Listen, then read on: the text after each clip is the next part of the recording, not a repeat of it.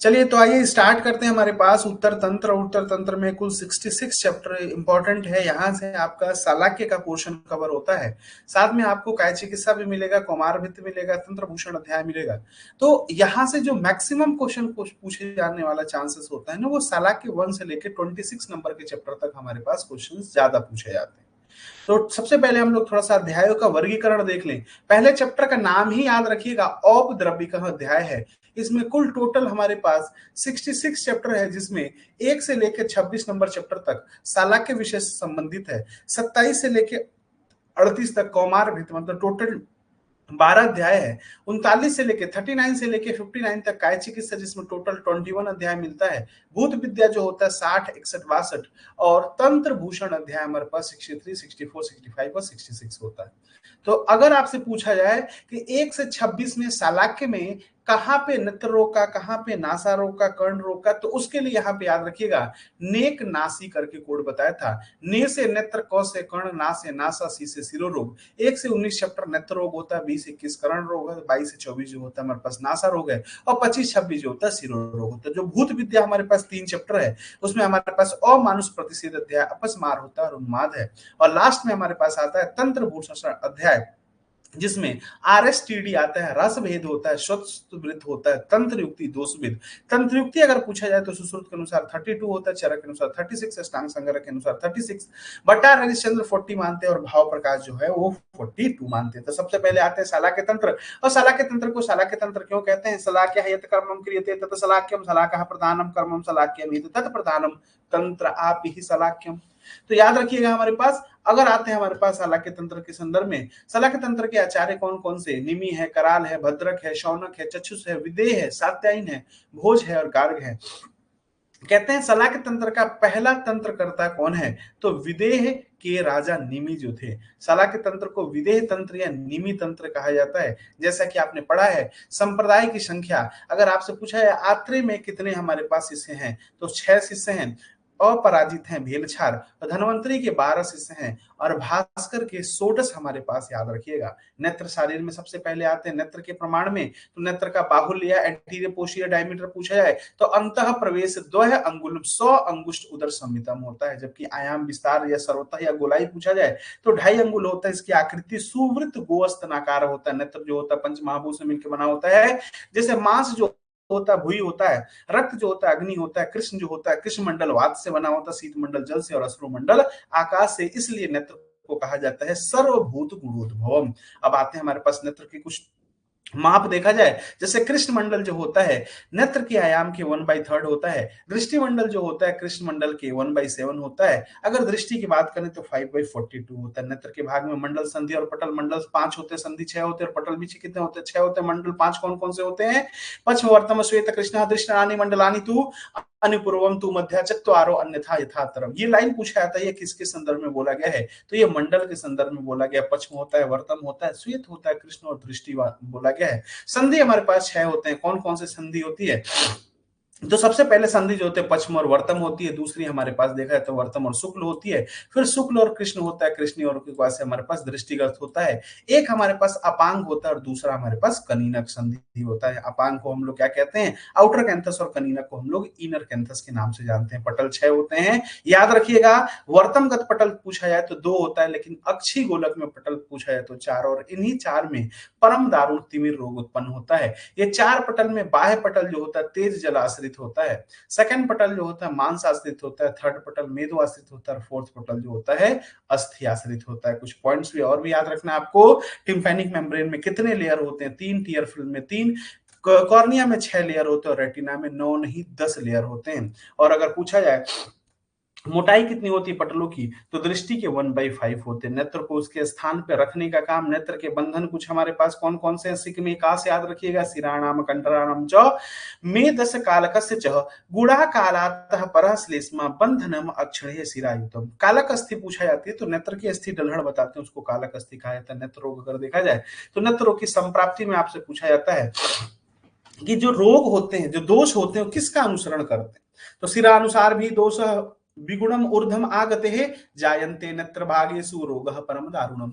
मतलब क्या है कि जो दोष विगुण हो जाते हैं, सिराओं का अनुसरण करते ऊर्ध्व आगमत मतलब ऊपर के साइड में आते हैं और नेत्र के भाग में जाके क्या करते हैं, परम दारुण रोग उत्पन्न करते हैं। पूर्व रूप हमारे पास इसमें अव्यक्त लक्षण आता है, सूक पूर्णाभम नेत्र आता है, चिकित्सा इंपॉर्टेंट संक्षेपतः क्रिया योग निदानम परिवर्जनम। इसका निदान क्या है, उष्णम अभितप्त जल प्रवेशाद स्वप्न विपर्य सुप्त आर नाल अम्ल कुलित्थ मांस का सेवन करना, वेग को रोकना, बहुत ज्यादा स्वेद होना, छर्दी के विघात और छर्दी का अति योग वियोजना, वाष्प का निग्रहण, ये निदान होता है। अगर बात करते हैं हमारे पास दोषानुसार नेत्र रोगों की संख्या, तो सुश्रुत भोज निमि मातो 76, योगी और भाव प्रकाश 78, वाग्भट सारंगधर 94, चरक ने 4 और 96 भी बताया, साप्ताहिक 8 बताते हैं। ये तो दोषा अनुसार हो गया। अगर आपसे पूछा जाए वातज कितने, तो वातज हमारे पास 10 स्रोत के अनुसार, पित्तज 10, कफज 13, रक्तज 16 और त्रिदोषज हमारे पास 25 और बाह्य जो होते हैं 2 होते हैं। एक पॉइंट याद रखिएगा, जितने भी कांच रोग हैं वो याप्य हैं, जितने भी स्राव होते हैं वो असाध्य हैं। कोड बताया था मैंने आपको याद करने के लिए। वातज का आपको असाध्य याप्य याद रखना, जो रेस्ट अमाउंट बचा मतलब जो रेस्ट बचा वो हमारे पास साध्य में जाता है। तो वातज रोग जो होता है हमारे पास क्या है, हनी गवा, हतादिमंत, निमेष, गंभीरिका और वात जो होता है वो असाध्य कैटेगरी में आता है। और वातज कांच रोग जो होता है, याप्य जितना बचा सब साध्य में आता है। पित्तज नेत्र रोग में देखा जाए तो हरस जल आता है, हरस जाट और जलस्राव आता है। और इसमें जो पारी अम्लाई कांच और नील कांच होता है याप्य होता है। कफज में कफज स्राव असाध्य होता है, कफज कांच रोग हमारे पास कैसा होता है, ये याप्य होता है। रेस्ट जो बचा वो साध्य होता है। रक्तज नेत्र रोग के बारे में बात करें तो एक बकरी बनाया था, उसको क्या हो गया था, अर्श हो गया था, व्रण हुआ था, उससे रक्त का स्राव हो रहा था। अचका जात सवर्ण सुख रक्त स्राव रक्तारसी असाध्य होते हैं। रक्त जन्य कांच रोग हमारे पास याप्य होते हैं। रेस्ट जो बचा वो हमारे पास साध्य आते हैं। फिर दूसरे नेत्र रोग में मैंने कोड बताया था, नकुल अंकल जी की आंख पकने से पुई का स्राव हुआ, नकुलांध अलजी अच्छी पाकाते पुई असराव। और इसका जो हमारे पास लास्ट में पॉइंट आता है,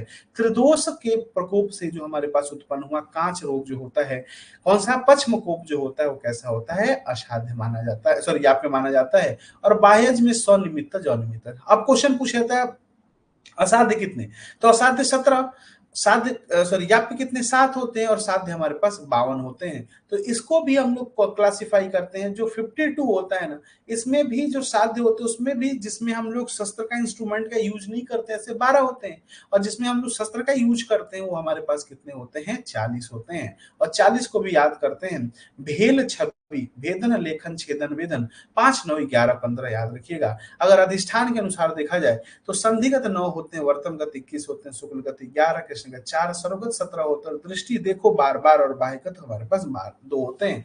याद रखिएगा वाग्भट ने पश्चिम मंडल को नहीं माना है, भेल ने मन का स्थान जो है सिर और तालू के बीच में माना है। सबसे ज्यादा जो रोग होते हैं वो कनीनक संधि में होते हैं। सारंगधर संहिता में 6 प्रकार के तिमिर, 6 प्रकार के कांच, 7 प्रकार के लिंगनाथ, 4 प्रकार के अधिमंत, 4 प्रकार के अभिसंध, इनका अलग से उल्लेख किया है। पश्चिम कोप और पश्चिम सात जो होता है हमारे पास भाव प्रकाश में वर्णित है। नेत्र रोग पित्त प्रधान त्रिदोष के कोप से उत्पन्न होते हैं। ऑप्थेल्मिक आर्टरी जो थी ब्रांच होती है किसकी, आईसीए की, इंटरनल कैरोटिड आर्टरी की। और ऑप्थेल्मिक नर्व जो होता है ब्रांच होती है किसकी, ट्राइजेमिनल नर्व की। एक आता है कैप्सूल, टेनल कैप्सूल, ये कहाँ मिलता है, ऑर्बिट और आई बॉल के बीच में मिलता है। और पॉइंट याद रखिएगा, अगर आई का वर्टिकल डायमेंशन पूछा जाए तो 23, एंटीरियर पोस्टीरियर पूछा है तो 24, और हॉरिजॉन्टल जो होता है हमारे पास 23.5 होता है। और अगर सरकमफ्रेंस पूछा है तो 75। Vitreous of humour sorry vitreous humour का वॉल्यूम कितना होता है, 4 सीसी होता है। वॉल्यूम ऑफ आई बॉल कितना होता है, 6.5।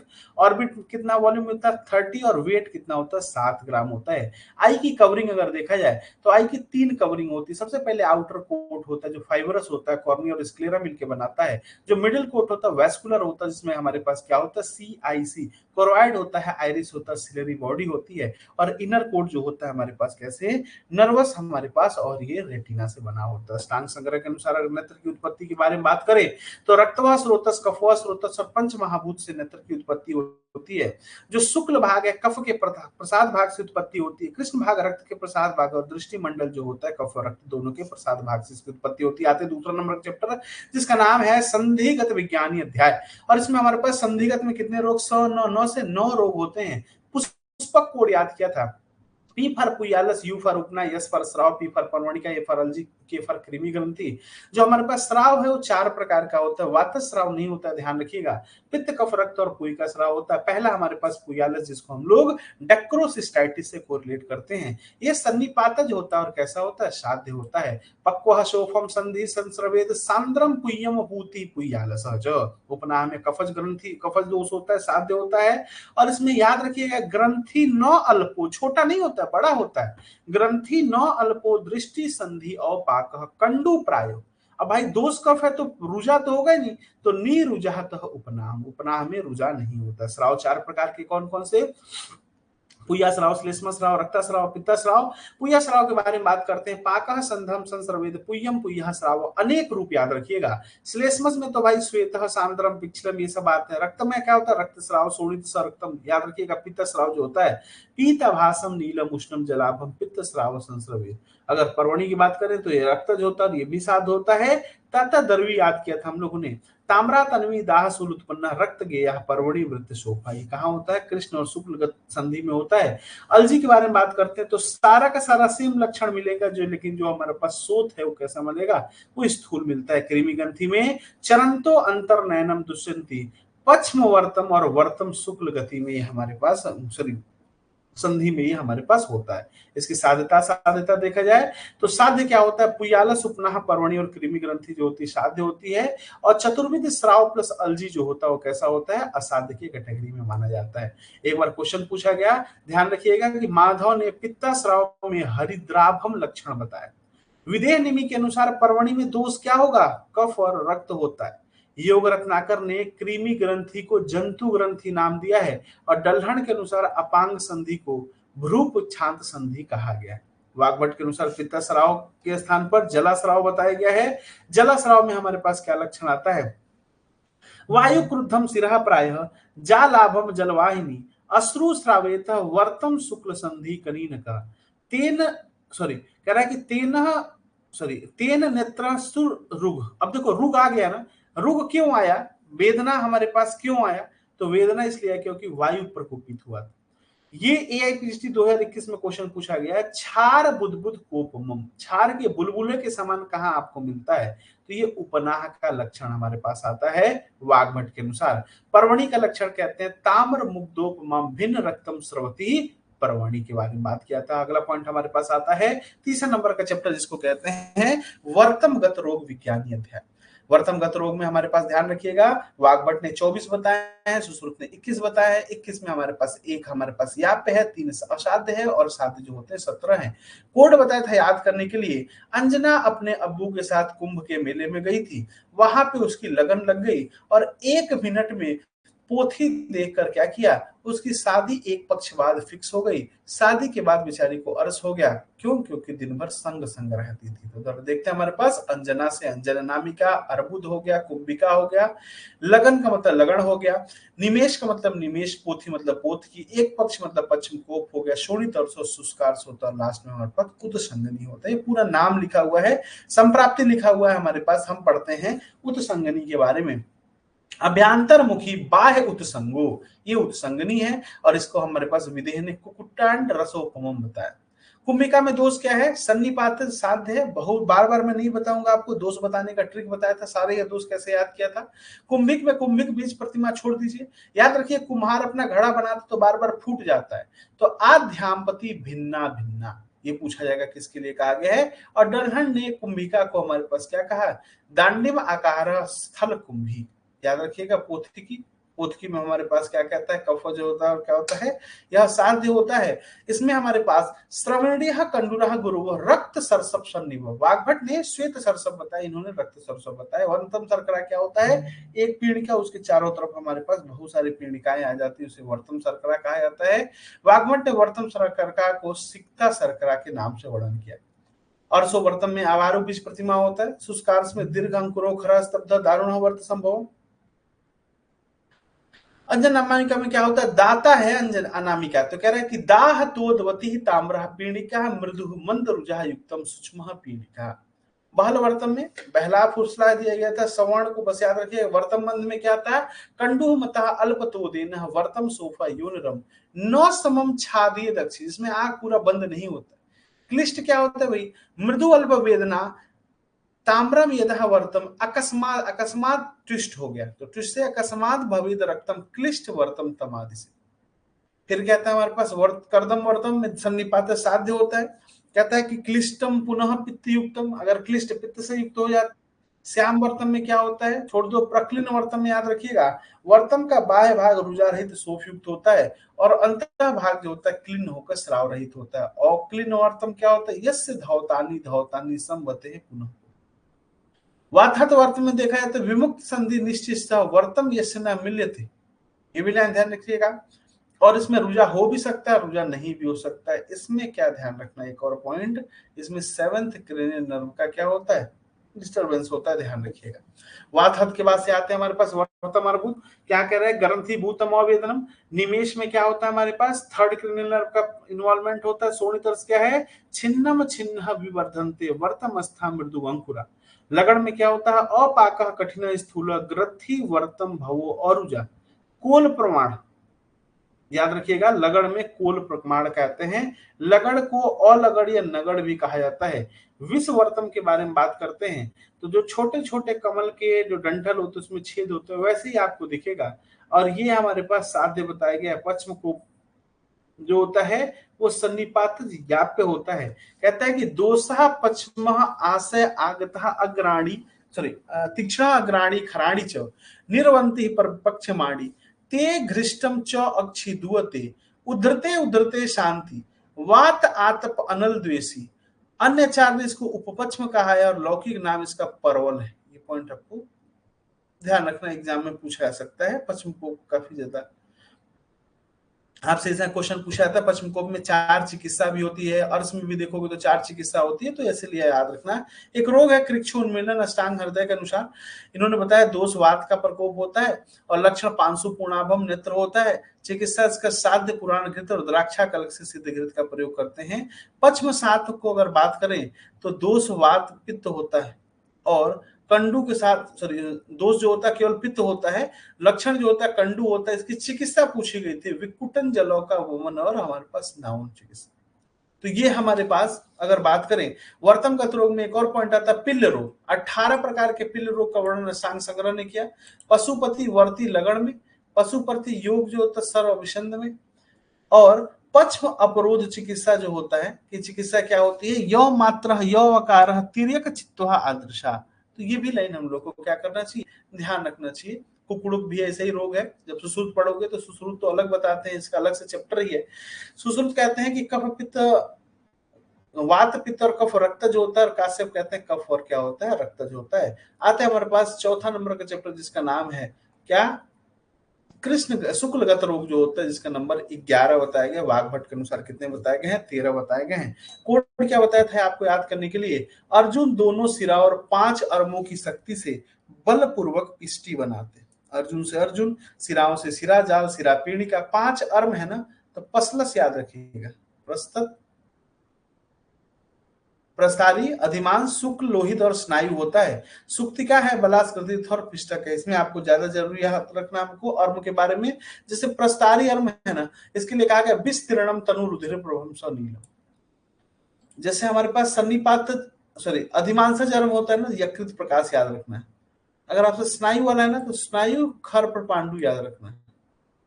अगर आपको लोहित वाला है तो पद्माभम याद रखना है। शुक्ल वाले में याद नहीं करना है। सुक्तिका में एक से अधिक बिंदु होता है, अर्जुन में एक बिंदु होता है। स्याव सुपिसित निभम, स्याव सुपिसित निभम बिंदु, और अर्जुन में क्या होता है, खरगोश के बारे में बात आएगी।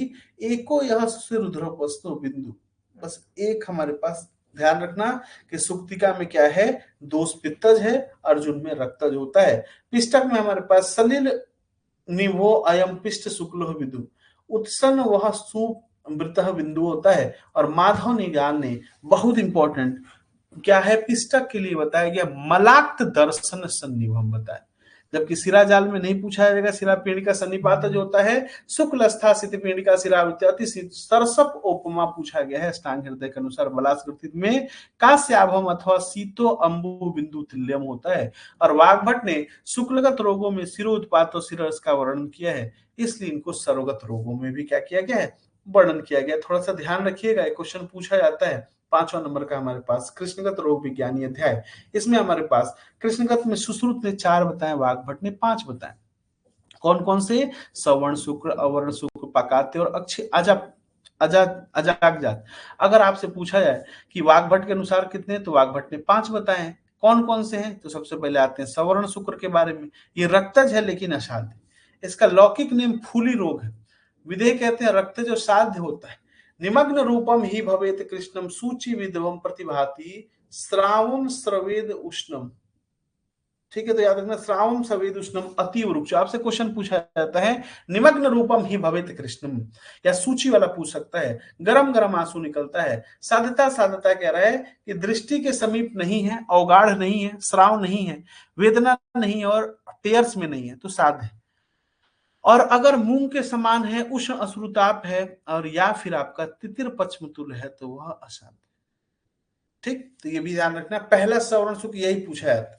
अगर बात करें अवर्ण शुक्र के बारे में, शीतम यदा भवत अशित प्रदेश शयनदात्मक, कह रहा है कि अभिसंध के कारण कृष्ण भाग में उत्पन्न सफेदी, इसमें पीड़ा और अश्रु नहीं होता है।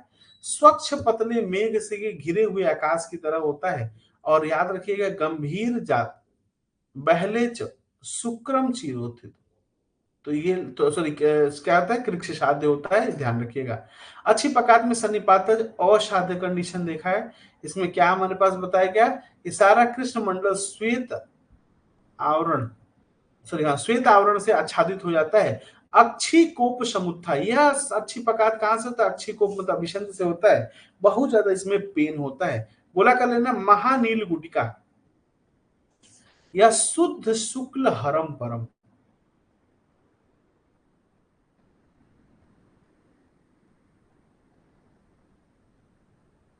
ठीक, तो अब आते हैं हमारे पास, नीचे आते हैं, छोड़ दो ये सब मॉडर्न वाला नहीं पढ़ा रहे आपको।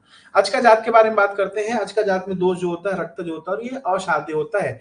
अजा पुरीस प्रथमा, कोई नहीं पूछेगा तुमसे। रुजावान, हाँ इसमें से पूछा जा सकता है कि बताओ कैसा हमारे पास किस वर्ण की हो जाती है, तो लोहित पिच्छिल याद रखिए।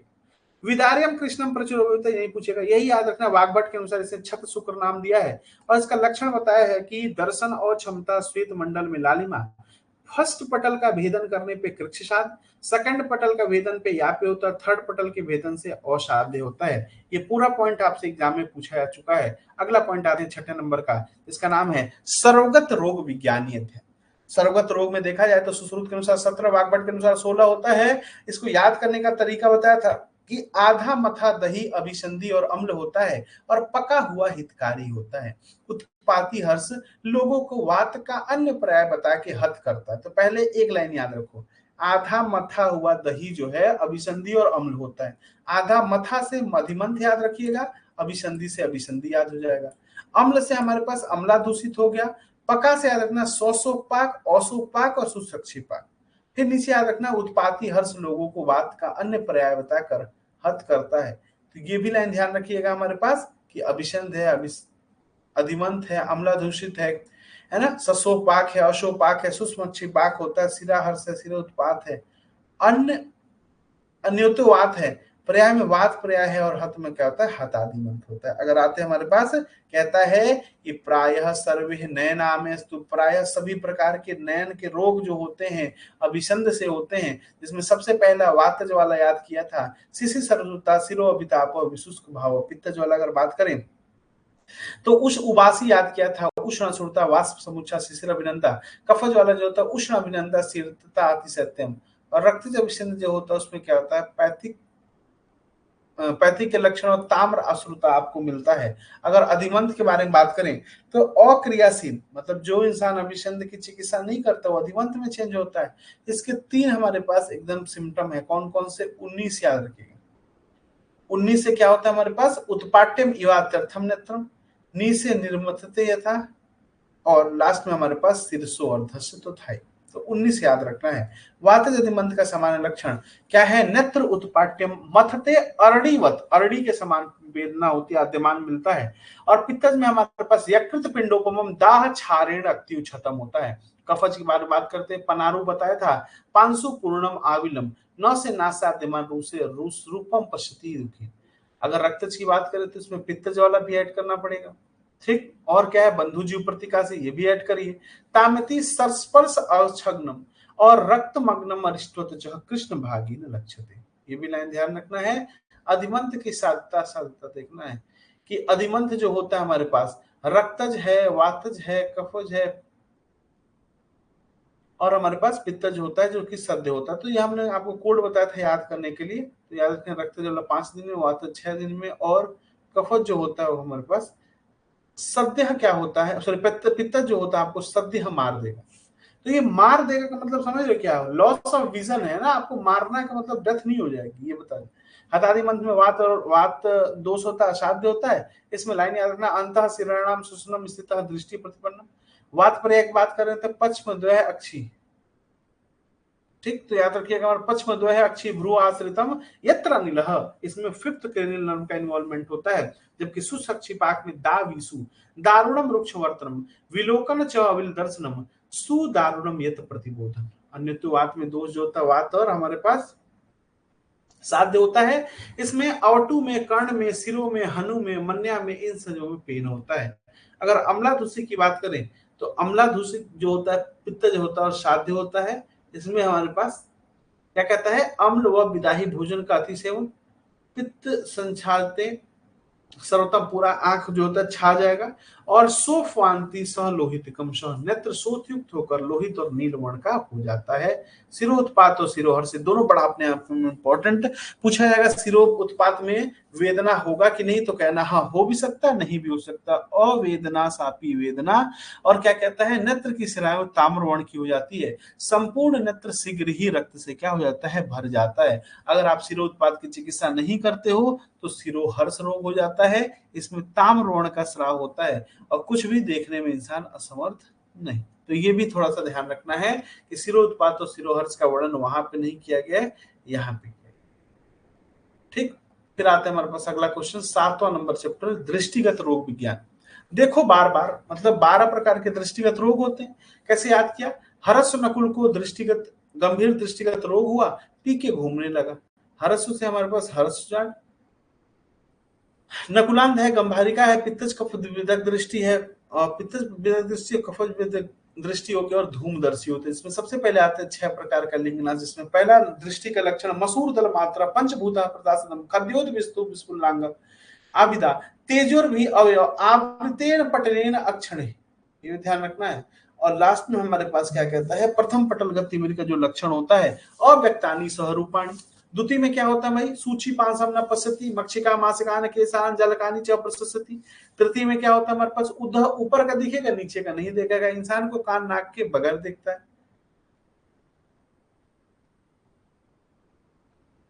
ठीक, तो याद रखें हमारे पास कि तृतीय पटल में कर्ण, जो क्वेश्चन पूछा था यही पूछा था, सूची पासम न पश्यति किसमें आता है? दोस्त तृतीय पटलगत में तिमिर संज्ञा। चतुर्थ पटलगत में हमारे पास न तिरूढ़े महागति चंद्र आदित्यो सौ नक्षत्रम अंतरिक्षेश उदित, ये भी लाइन आपको ध्यान रखना है। फिर आते हैं हमारे पास तिमिर के बारे में। तो वातज तिमिर पहले वाले में हमारे पास वातज में रूपणानी ब्रह्म तीव्र उपस्थिति, पितज में हमारे पास मोर वगैरह आएगा, कफज में मोटी मोटी चीज आएगा, पशेद सूक्ष्म अणु अत्यर्थम व्यभ्रय च अभ्र संपल। और रक्तज तिमिर में वस्तुओं को तमोमय होने पर हरे हरे वर्ण युक्त देखता है। सन्निपातज तिमिर की बात करें तो हीन अधिक अंग अवयव ज्योतिष में च उपस्थिति। संसर्गज में हमारे पास पित्त और रक्त, क्या लिखा हुआ हमारे पास? संसर्ग में पित्त और रक्त होता है, सभी दिशाओं को पीली या उद्दीमान सुर के समान वर्ण को क्या करता है? देखता है। अगला क्वेश्चन आता है हमारे पास दोष विध से षड्विध लिंगनाश। इसमें कफज वाला बड़ा इंपॉर्टेंट है। वातज में अरुण वरुण आता है, छोड़ दो, पित्तज में नहीं आएगा। ये पूछा था शंख कुकेंदु पांडुरम दृष्टि मंडलम, या फिर संकुचिते आत्यर्थम छाया आत्पो छाया विसरते भवित चदम चलित पदम पलासस्त शुक्ल बिंदु अवभासित। रक्त की बात करें तो प्रवाल पद याद रखें हमारे पास ये क्वेश्चन पूछा था प्रवाल पत्राभम कहाँ पे आया हुआ है, तो याद बताइए कौन सी मूत्र की इसमें चरक ने प्रवाल के बारे में बताया है, क्या है वहां पे। सन्निपात में हमारे पास हीन अधिक अंग अथवा ज्योतिष मौच उपस्थिति और पित्त विदग्ध दृष्टि में दृष्टिमंडल पीत वर्ण का होता है और सभी हमारे पास वस्तुओं को पीला कलर देखता है, दोष तृतीय पटलगत होने पर दीवान पश्यति विचिष्यते, ये ध्यान रखना। बाकी अगर आपको कफज वृद्धि दृष्टि में कुछ नहीं पूछेगा, धूमदर्शी में याद रखना, धुआं कब उड़ाते हैं, शोक में, ज्वर में, आयास में, इसका दूसरा नाम धूमर भी है। ठीक, तो यहाँ पे हमारे गंभीरिका में, यहाँ पे तो गंभीर छक्का मारता है, तो छक्का मतलब 6 कैरियर नर्व का इन्वॉल्वमेंट होता है इसमें। और भरस उजाड़ में कोई भी चीज जरूर ज्यादा छोटी दिखाएगी। नकुलांत सन्निपातज असाध्य होता है। बाह्य नेत्र रोग में हमारे पास सन्निमित और अनियमित होता है। अनियमित लिंगनाश वैदुर वर्ण विमला चौदृष्टा, ये ध्यान रखिएगा। सलाका का भ्रमण दोष 4, लिंग दोष हमारे पास 5 और लिंगनाश के लिंगनाश दोष 5 होते हैं, लिंगनाश के उपद्रव 6 होते हैं। वाग्भट के अनुसार ध्यान रखना, उष्ण विदग्ध और अम्ल विदग्ध में आपसे क्वेश्चन पूछा जाता है। उष्ण विदग्ध में उष्णम तप्त से सहसा शीत वाली, ठंडे पानी में चले गए तो हमारे पास उष्ण विदग्ध है। कह रहा है कि निदान क्या है, भृशम अम्ल आसनम, जो भी एक, हाँ उसमें क्या होता है, निदान जो होता है भृश अम्ल होता है, दोष जो होता है त्रिदोष प्लस रक्त होता है, लक्षण दृष्टि प्लस क्लेद कंडू कलुषा, ये थोड़ा सा बहुत ज्यादा जरूरी नहीं है, इस बार रीड कर लेना। आते हैं हमारे पास 9th नंबर का चैप्टर, जिसमें हमारे पास इस चिकित्सा के विज्ञान के बारे में बताया गया कि YAS 7, 17, 52 थे। तो 52 में हमारे पास कितने थे, 52 में हमारे पास 40 और 12 का कंडीशन हम लोगों ने बताया था। तो 40 कौन कौन था, भेल छवि 9, 5, 9, 11 और क्या होता है 15 होता है। पहला छेदन 11 बताया था, आंसू के 2 सिर का और 5 उसके हाथ है, उनका क्या कर रहा है, आंसू के 2 सिर का और 5 अर्म का इस पर्म में छेदन किया जाएगा। तो आंसू से अर्सवर्तम, सुस्कार, सिराज पीणिका, सिराजल, पंचमी धर्म, प्रवणिका और ये हमारे पास। ठीक, तो ये याद रखिएगा। फिर आते हैं लेख रोग, कितने होते हैं, 9 होते हैं। उनके बहके कदम से बाकी के पोथे में कुंभवर सरकराई, उद संगनी, बहल वर्तम, करदम वर्तम, स्यावर्तम, बदवर्तम, क्लिष्ट वर्तम, पोथ की कुंभिका और वर्तम सरकरा होता है। ये 3 पॉइंट को कोशिश करेंगे याद रखने के लिए। और भेद साध्य हमारे पास 5 रोग हैं। अनामिका को कृमि का विष लगा तो गोरी हो गई या चिकनी हो गई, तो अनामिका से हमारे पास याद रखिएगा। ठीक, और ग्रीमी से कृमि ग्रंथि, विष से विषवर्तम, लगड़ हो गया, चिकनी तो चिकनी हो गया। और यहाँ पे हम लोग को याद रखना, हर्ष के सिर पे उत्पात मचा, पिया लस्सी, और जैसे लस्सी पिया इसकी आंख एक स्वेल कर गई, दूसरी नहीं स्वेल की, तो अन्य लोग जो लगी उनको क्या होगा, विचार होने लगा।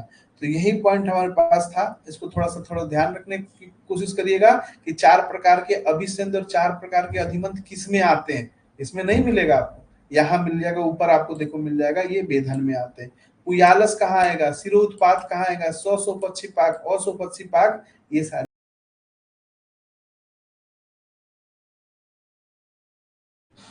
फिर स्टार्ट करते हैं हमारे पास 9th नंबर का चैप्टर, जिसमें हमारे पास वाताभिसंध प्रतिषेध अध्याय, वाताभिसंध की अधिमंत की क्या चिकित्सा होती है।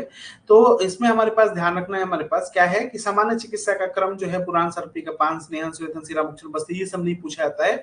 योग रत्नाकर ने एक लाइन भी बताया क्या है कि अंजनम सर्पी पाना कसाय गुरु भोजनम पंच पंचरात्रेण रोगः नाशाति लंघनम। वाताभिसंध की चिकित्सा में हमारे पास विदारी गंधादि गण का हमारे पास प्रयोग किया जाता है, और हितो अर्धोदकम सेकम और आश्योतन का प्रयोग किया जाता है। गुटिकांजन जीएस कियन होता है, इसमें स्वर्णगैरिक होता है, संदो होता है, पिपली होता है, सुंठी होता है, इसका भावना द्रव्य अजापय होता है। शुष्क छिपाप की चिकित्सा जो होती है, संधवादी अंजन का प्रयोग नेत्र तर्पण, जीवनी घृत और अणुतेल से निश्चय करते हैं। पित्तज वाले में हमको बहुत ज्यादा याद नहीं रखना है, हाँ ये याद रखना है हमारे पास क्या है, 3-3 दिन पर क्षीर सर्पी का नश्य दिया जाता है। मुस्तादी अंजन समुद्र फेन का योषित स्तन को मधु में घिस कर रंजन लगाएं, और सभी पित्त नाशक हमारे पास क्रिया करना चाहिए। फिर आते हैं हमारे पास दूसरा, अम्ला दूसरिक व सुक्तिका के बारे में बात करते हैं। कार्य सर्वम का सिरा मोक्ष वर्जे, सब कुछ करिए बस सिरा मोक्षण हमारे पास नहीं करना चाहिए। वैदुर्य अंजन में हमारे पास सुक्तिका का प्रयोग किया गया है, और धूमदर्शी में पित्तज विसर्प नाशक चिकित्सा करते हैं। जबकि कफज अभिसंध में हमारे पास देखा जाए तो कफज अभिसंध में कहता है कि तीसरे दिन पे क्या करना चाहिए, तिक्त घृत का प्रयोग करना चाहिए। प्रक्लिन वर्त में योगांजन का प्रयोग करना चाहिए। बलास ग्रथित में क्षारांजन का प्रयोग करना चाहिए। और पृष्ठक रोग में हमारे पास नेत्र रोग हरा अंजन का प्रयोग करना चाहिए। जबकि रक्त जबिशन में कह रहा है कि यह क्या हमारे पास कह रहा है कि कौम्ब सर्पी से स्नेहन किया जाता है, सिरा मोक्षण किया जाता है। और नेत्र में अत्यधिक रुझा होने पर घृतस्य महती मात्रा, घृत की जो महती मात्रा, लंबी मात्रा होती, बड़ी मात्रा होती, उसको पान करवाना चाहिए। अर्जुन रोग में हम लोग पित्ताभिसंध के समान चिकित्सा और लेखांजन का प्रयोग करते हैं। जबकि अजका जात में एक लाइन ध्यान रखना, अजका जात में क्या करते हैं, पहले सुई से पार्श्व में बेधन करके पानी निकाल देते हैं और क्या करते हैं, बार बार लेखन करते हैं और गौ मांस चूर्ण से और सर्पी से उसका पूरण किया जाता है। अजका जात कहता है। सवर्ण शुक्र में बलास ग्रंथि में प्रयुक्त क्षारंजन का प्रयोग, करावस्ती का प्रयोग किया जाता है और पुयालस में कशिश आदि रसांजन क्रिया और चूर्णांजन में हमारे पास चूर्णांजन का प्रयोग नेत्र जाड में, कंडू में और ऑक्लिन वर्तम में प्रयोग किया जाता है। जबकि कौन कौन से ऐसे रोग हैं जो लेख्य रोग हैं, तो सबसे पहले तो याद रखिएगा कि मंडलाग्र से प्रक्षालन करते हैं। और भी हमारे पास अगर लेखन करना है तो कैसे करते हैं, सैफालिका से, गोजिह्वा से, मतलब खुरदुरे पत्र जो होते हैं उनसे किया जाता है। सम्यक लिखित वर्तम के क्या लक्षण है, अक्सन बताया था याद करने के लिए, अस्त्रिग श्राव रहितम, कंडू सूफ विवर्जितम, समम नख निभम वर्तम। आपसे पूछेगा नख निभम वर्तम किसके लिए बताया गया है, तो यही बताया। हेलो, रेडी, हाँ रेडी, दो, ठीक। दुर्लिखित वर्तम के लक्षण क्या है, अगर अगर अच्छे से लेखन नहीं हुआ हो तो तिमिर की उत्पत्ति हो जाती है। एक क्वेश्चन पूछा जाता है कि प्रथम पक्षान करके वृद्धि पस्त्र शस्त्र से लेखन कर्म कौन कौन से रोग में करते हैं, तो वर्तम बंध में, क्लिष्ट वर्तम में, बहल वर्तम में और पोथकी में। मैंने बताया था बहल जी का पोथा क्लिष्ट रूप से बधा हुआ। छेदन के पश्चात लेखन कहाँ करते हैं, कुंभिका में, वर्तम शर्करा में, उत्संगनी में किया जाता है। भेदन पश्चात लेखन कहाँ करते हैं, तो वर्तम जब अतिशय कठिन हो, हर्ष और ताम्र वर्ण की पीड़िका हो तो भेदन के पश्चात लेखन करते हैं। भेद्य रोग प्रतिषेध अध्याय अगर 14वां चैप्टर देखा जाए तो विष ग्रंथि, उसमें हम लोग क्या कहते हैं, स्वेदन करके छिद्र राशियों सहित उसका भेदन करते हैं। लगड़ में हम लोग 3 काम करते हैं, भेदन, क्षारकर्म, अग्निकर्म। बृहिमुख शस्त्र से भेदन, बड़ी ग्रंथि है तो अग्निकर्म, और क्षार कर्म करके वर्णोत चिकित्सा करते हैं। अंजन अनामिका में दीप शिखा से उत्पन्न अंजन का प्रयोग करते हैं। कफज उपनाह में भेदन करके मंडलाग शस्त्र से लेखन करते हैं और पत्र भंगेन से स्वेदन करना चाहिए। 15वां चैप्टर जिसमें हमारे पास आता है छिद्र रोग, जिसमें सबसे पहले अर्म का छेदन। अर्म में कुछ नहीं पूछा जाएगा, बस तुमको प्रधान कर्म याद रखना है कि हम अर्म की झुर्रियों को किस यंत्र से पकड़ते हैं, तो बड़ी से यंत्र से पकड़ते हैं। किससे हम लोग काटते हैं, मंडलाग्र से काटते हैं। कितना हम लोग काटते हैं, तो अर्म का चतुर्थ भाग छोड़कर छेदन करें, अर्थात 3/4 पार्ट जो होता है छेदन करना चाहिए, ज्यादा नहीं करना चाहिए, क्योंकि ज्यादा करोगे तो रक्त की प्रवृत्ति और नेत्र नाड़ी की उत्पत्ति हो सकती है, और अगर कम करोगे तो अर्म की पुनः वृद्धि हो सकती है। बस इतना ही ध्यान रखना है। पश्चात कर्म में क्या ध्यान रखना है कि यौछार आदि का प्रतिसारण, नेत्र का स्वेदन, पटबंधन, 3-3 दिन पर पटबंधन करके कर स्वेद करते हैं और शोधन रोपण क्रिया का प्रयोग। अर्म शेष में हमारे पास लेख्यांजन का प्रयोग किया जाता है। कहते हैं कि अल्प दधि निभम और नीला अर्म है तो सवर्ण या अवर्ण शुक्र के समान चिकित्सा किया। फिर आते हैं सिराजाल। सिराजाल में बड़ी यंत्र से पकड़ के मंडलाग्र से शस्त्र से छेदन करना चाहिए। सिरा पीड़िका में अर्म के समान चिकित्सा। परवणिका में आधा काटना चाहिए, आधा छोड़ देना चाहिए। बहुत ज्यादा छोड़ोगे तो क्या हो जाएगा, मतलब बहुत ज्यादा काट दोगे तो क्या होगा, नेत्र नाड़ी की उत्पत्ति होती है। संखांजन का प्रयोग अर्म में, सिरा पीड़िका में और सिरा जाल में करते हैं। स्वस्थ कर्म पश्चात 1 मास तक का परिहार काल बताया गया है। 16 नंबर का चैप्टर पश्चिम कोप चिकित्सा सन्निपातज रोग है और यह याप्य है। इसमें 4 चिकित्सा करते हैं। हर्ष और पक्ष कोप में हम लोग 4 चिकित्सा करते हैं। लगड़ में 3, 4 क्या क्या आता है, शस्त्र कर्म, अग्निकर्म, क्षार कर्म और भैषज कर्म होता है। यव आकृति छेदन करते हैं कनिनक और अपांग के मध्य में। यव आकृति का तिर्यक छेदन कर मांस व दोष निकालकर अश्व के बाल से सीवन कर देना चाहिए। उप पश्चमाला छेदन 30 बड़ी यंत्रों को पकड़कर छेदन करें। पथ्या व त्वरक फल से क्या करना चाहिए, प्रतिसारण करना चाहिए। फिर आते हैं हमारे पास दृष्टिगत प्रतिषेध अध्याय। इसमें हमारे पास पित्त विदग्धम, श्लेष विदग्धम, पित्त और श्लेष विदग्धम में घृत पूछा जाता है। देखो सबसे पहले याद रखिएगा कि पित्त विदग्ध में पीला फल बताया था, त्रिफला का पान करना चाहिए। त्रिफला, इसमें त्रिवृत घृत का, इसमें तिलवक या पुराण घृत। पित्त विदग्ध दृष्टि में अंजन क्या है, काश मर्यादी अंजन और गुटिकादि अंजन। श्लेष विदग्ध दृष्टि में हमारे पास क्या है, मनहशिलादि अंजन, गोमूत्र रस क्रिया, गोधा, अजा, और यकृत और हरेण अंजन का प्रयोग करना चाहिए, और पित्त श्लेष में हमारे पास कुलथांदी अंजन का प्रयोग करना। यहाँ पर रोग का चिकित्सा सिद्धांत क्या बताया गया कि विरेचन विरेच्य औषधि से सिद्ध पुराण घृत दें, वातज पित्त तिमिर में पंचांगुल तेल का प्रयोग करें, त्रिफला चूर्ण का प्रयोग वातज तिमिर रोग में तेल के साथ, पित्तज में घृत के साथ और कफज में मधु के साथ देना चाहिए। तिमिर में पथ्य आहार बताया गया कि पुराना घृत, त्रिफला, शतावरी, पटोल पत्र छोड़ दो। तिमिर में राग प्राप्त होने पे सिरा मुक्षण नहीं करना चाहिए, ध्यान रखिएगा। तिमिर की साध्यता असाध्यता, अगर और आगी है, प्रथम पटल है तो साध्य है, द्वितीय में है कृक्ष तीसरे में यहाँ पे होता है। राग प्राप्त तिमिर यापन हेतु जलौ का अवचरण का प्रयोग करना चाहिए। प्रशस्त सलाका जो अंजन सलाका है, इसकी मोटाई जो बताई गई है, लंबाई 8 अंगुल, मोटाई अंगुष्ठ पर्व, स्वरूप मुकुल आकृति, और किस का बना होना चाहिए, लौह का, ताम्र का या सातकुंभी स्वर्ण जिसको कहते हैं। लिंगनाश में शस्त्र कर्म के बारे में कुछ नहीं ज्यादा याद रखना है। कहता है कि डल्हन ने श्लेष्मिक लिंगनाश को साध्य, शेष को असाध्य बताया। क्या करते हैं हमारे पास, सबसे पहले वेधन करते हैं। वेधन कहाँ करते हैं, शुक्ल भाग 2, शुक्ल भाग का 2 और कृष्ण भाग का 1 भाग छोड़ के हमारे पास बीचों बीच देवकृत छिद्र में क्या करना चाहिए, हमारे पास यौ वक्र से वेधन करना चाहिए। सम्यक विग्ध के क्या लक्षण होते हैं कि बारीही बिंदु जैसे पानी का एक बुलबुला आएगा उस तरह का आवाज आएगा, और सम्यक विग्ध के पश्चात योषित स्तन से सेचन करना चाहिए। पट बंधन क्या करना चाहिए, 3-3 दिन पर हमारे पास घृतभ्यंग करके पट बंधन कर दे, और 10 दिन तक उतान शयन के लिए बताएगा। दुष्ट सलाका का प्रयोग का दोष, अगर सलाका कर्कश है नेत्र में शूल होगा। खर सलाका है, दोष परिप्लुतम, अगर उसका आगे के पार्ट स्थूल है तो विशाल व्रण कर दे। तीक्ष्ण है तो हिंसा करेगा। विषम है जलह स्राव, और अस्थिर सलाका जो होता है क्रिया संग कर दे।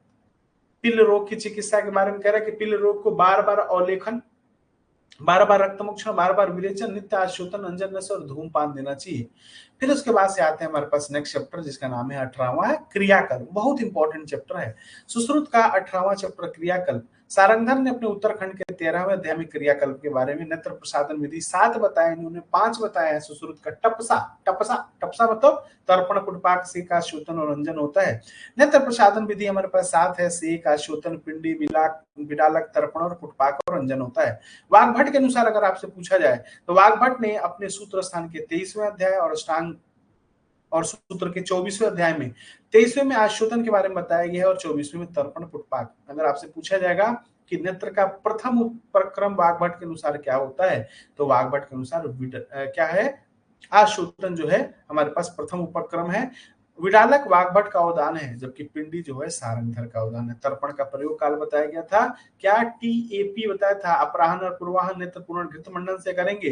रोग अगर भेदानुसार देखे तो वर्तम, संधि, शुक्ल, कृष्ण, दृष्टि, इसमें 100, 3, 5, 7 मतलब ऑड नंबर में चलेंगे। दृष्टिगत में आके 800 से 1000 करेंगे। वाग्भट और सारंगधर दोनों ने अधिवंत में 1000 मात्रा बताई है।